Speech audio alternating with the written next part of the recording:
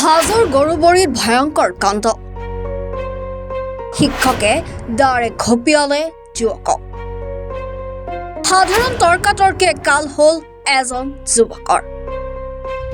হাজোৰ গৰুবৰীৰ সংঘটিত হৈছে ভয়ংকৰ কাণ্ড এজন শিক্ষকে পুত্ৰৰ সৈতে মিলি দাৰে ঘপিয়ালে এজন যুৱকক হাজোৰ গৰুবৰী গাঁৱৰ নিবাসী শিক্ষক বাবুল বৈশ্যসহ নিচাজাতীয় দ্ৰব্য আসক্ত দুই পুত্ৰই একে গাঁৱৰে গণেশ কলিতা নামৰ এজন যুৱকক দাৰে ঘপোৱাৰ গুৰুত্বৰ অভিযোগ উত্থাপন সাধাৰণ তৰ্কাতৰ্কিক বাধা দিবলৈ যোৱাটোৱে কাল হল গণেশ কলিতা নামৰ যুৱকজনৰ বাধা দিবলৈ যোৱাৰ বাবে গণেশ কলিতাক দাৰে ঘপিয়াবলৈ খেদি আহে শিক্ষক বাবুল বৈশ্যৰে পুত্ৰ হীৰক বৈশ্যই নিৰ্দোষী যুৱকজনৰ মূৰত দাৰে প্ৰচণ্ড জোৰেৰে ঘপিয়ায় যাৰ ফলত গণেশ কলিতা নামৰ যুৱকজন অচেতন হৈ থিতাতে বাগৰি পৰে আৰু গণেশ কলিতাক তেওঁৰ ককাইক মৃণাল কলিতাই বচাবলৈ অহাত মৃণাল কলিতাকো বাবুল বৈশ্যসহ তেওঁৰ দুই পুত্ৰই গুৰুতৰভাৱে প্ৰহাৰ কৰাৰ অভিযোগ উত্থাপন কৰিছে ভুক্তভোগীয়ে আনহাতে শিক্ষক বাবুল বৈশ্যই নতুন ৰামদিয়া প্ৰাথমিক বিদ্যালয়ৰ সহ শিক্ষক ৰূপে কৰ্মৰত হৈ আছে ঘটনাক কেন্দ্ৰ কৰি ভুক্তভোগী পৰিয়ালৰ লোকে হাজো আৰক্ষী থানাত দাখিল কৰে এজাহাৰৰ ভিত্তিতে হাজো আৰক্ষীয়ে ইতিমধ্যে আটক কৰিছে 4 অভিযুক্তক পৰৱৰ্তী সময়ত আৰক্ষীয়ে কি পদক্ষেপ লয় সেয়া সময়তহে লক্ষণীয় হ'ব মানে কি হ'ল 10:30 বজাত মই টিভি চাইছিলোঁ ঘৰত মোৰ লগত দেউতাও আছিল তাৰপিছত হঠাৎ ল'ৰা দুজন আমাৰ ঘৰৰ ওচৰৰে এজন অলপ চুবুৰীৰ ওচৰৰ হয় তেওঁলোক দুজনে কিবা টকাৰ হৈ কিবা গালিগালাজ কৰি আছিলে দুজনকে তেনেকৈ গালিগালাজ কৰি থকাত মোৰ দেউতাই ওলাই গৈ সিহঁতক বাধা ক'লে যে এনেকৈ বেয়া বেয়া গালি পাৰি আছ তহঁতে দূৰত আঁতৰ হৈ যায় সেনেকৈ কোৱাত সিহঁতে কিবা দেউতাক গৰ্জিব ধৰিলে গৰ্জিব ধৰাত গুচি গ'ল সিহঁতৰ ঘৰলৈ কাষলৈ য'ত ঘৰ তাৰে ওচৰতে গুচি যোৱাৰ পিছত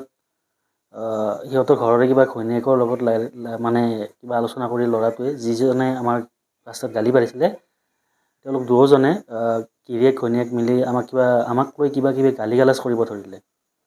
গালিগালাজ কৰাৰ পিছত তাৰপিছত মোৰ মা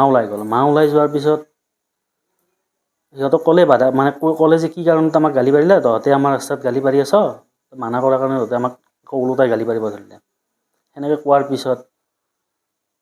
মই টিভি চাউণ্ডটো কমাই দিয়াৰ পিছত অলপ কমাই দিয়াৰ পিছত কিবা হুলস্থুল লগা যেন পালোঁ হুলস্থুল লগা যেন পোৱাৰ পিছত মোৰ মানে ভাব হ'ল যে মা দেউতা ওলাই গৈছে ৰাতিৰ কথা মদ ভাং খোৱা ল'ৰা বা ড্ৰাগছ খোৱা ল'ৰাও আছে তাত সেনেকৈ হতককৈ ওলাই গৈ ঘটনাস্থলীত উপস্থিত হোৱাৰ লগে লগে মোক পিছফালৰ পৰা দাৱাইৰে আঘাত কৰিছে তাৰপিছত যেতিয়া আঘাত কৰিলে মই অচেতন হৈ পৰি গ'লোঁ পৰি যোৱাৰ পিছত সেইফালৰ পৰা মোৰ দাদাজন আহি আছিল দাদাজনে মোক যেতিয়া উঠাবলৈ চেষ্টা কৰে তেতিয়া সেই দাদাকো মানে তেওঁলোকে হাতত যি অস্ত্ৰ শস্ত্ৰ আছে সেইবিলাকেৰে মানে প্ৰহাৰ কৰিছিলে মোক যিজনে আক্ৰমণ কৰিছে তেওঁ দাৱেৰে ঘপিয়াইছে আৰু বাকী দাদাক কিবা লাঠি জোঙা সেইবিলাক আছিলে চাগে মই সেনেকৈ নাজানো অচেতন হৈ পৰি যোৱাৰ পিছতো মোক কোবাইছে তেওঁলোক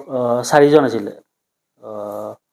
দেউতাক আছিলে তাৰপিছত ল'ৰা দুজন আৰু মাকজন আছিলে গোটেই পৰিয়ালটো আক্ৰমণ কৰিছে মই যেতিয়া সৰু ল'ৰাজনে তেওঁৰ নাম নয়নজ্যোতি বৈশ্য দাৱেৰে ঘপিওৱাৰ পিছত মই অচেতন হৈ পৰি গ'লোঁ পৰি যোৱাৰ পিছতো তেওঁলোকে মোক কোবাই আছিলে বাকী তাৰপিছত আৰু দাদাজন যেতিয়া সেইফালৰ পৰা আহিছিলে উঠাই লৈ আহিলে ঘৰত তাৰপিছত মই আৰু সেনেকৈ গম নাপাওঁ কি হ'ল মেডিকেলত গ'লোঁ সেনেকৈ মানে মই ঘৰত আছিলোঁ ড্ৰাগছ খোৱা ল'ৰা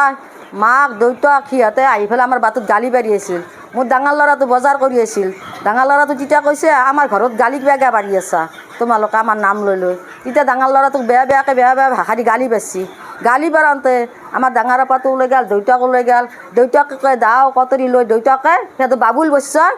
দাও এখন উলিয়াই দিছে পুতেকটো কাটপাক গেলি সেই পুতেক সৰু ল'ৰাটো ঘামাত দিছে বাবুল বৈশ্যৰ বাপেক হয় মাষ্টৰ কাম কৰে ছোৱালীগিলাৰ গা পিহে মাটিত দালাল সি মানুহত দালাল কাৰোবাৰ তাতে কাজিয়া লাগিলে সি আগে দালাল কোবাবই সি পুতেক এটাই গৰুৰ বেপাৰ কৰে গৰু চুৰ কৰে গাঁওখনৰ মানুহ বস্তু থ'ব নোৱাৰে সোণা চুৰ কৰে ধান চুৰ কৰে ফেন চুৰ কৰে সিহঁতৰ গোষ্ঠীৰ মানুহ কোনো নকয় চুৰ কৰে কাৰণে শান্তি কথা মোৰ ল'ৰাটোকতো দাৱৰি ঘপিয়াব লগা কথা নহয় কি কাৰণে মোৰ ল'ৰাটোক দাৱৰি ঘপিয়ালাক মোৰ মধ্য ল'ৰাক ঘপিয়ালে মই নেগেলোঁ হয় মোৰ কিন্তু এইটো ল'ৰাৰ কাৰণে সকলো যুঁজিব লাগিব আৰু মই লাগে তেজ দিম ল'ৰাটোৰ কাৰণে কিন্তু ল'ৰাটোক সকলো বাচাই দিব লাগিব বাবুল বৈশ্যক এৰা দিব নালাগিব বাবুল বৈশ্যক ক'ব লাগিব সৎকাৰিব লাগিব মোৰ আগত মোৰ ল'ৰাটো কি কাৰণত মাৰিলা কি মাষ্টৰ মানুহ সি ল'ৰাক মাৰিব অধিকাৰ নাই নহয় ল'ৰাক মাৰিবৰ অধিকাৰ আছে নেকি? ল'ৰাক লগে দিব লগা অধিকাৰ আছে। আৰু সেই মাৰা ল'ৰাটোকে মাক পুতাক বাবুল বচ্চা ধুমি কোবাইছে, চিন বহি আছে, ডাঙৰ ল'ৰাটো চিন বহি আছে। আজি 13 দিন ল'ৰাটোক মই ধৰি বান্ধি পেলাই ৰাস্তাক লেট্ৰিঙক নিওঁ, গা ধুৱাই দিওঁ, ড্ৰেছিং কৰিব নি আছোঁ। মই অসুখা মানুহ, চৰকাৰকো মই অনুৰোধ কৰিছোঁ, হেমন্ত ছাৰ য'তে আছে মোৰ ল'ৰাটোৰ কাৰণে মুখত দেখি চাই আপুনি যাতে মোৰ ল'ৰাটোৰ প্ৰতিশোধ কৰে, মোৰ শান্তিয়ে ক'ব লগা।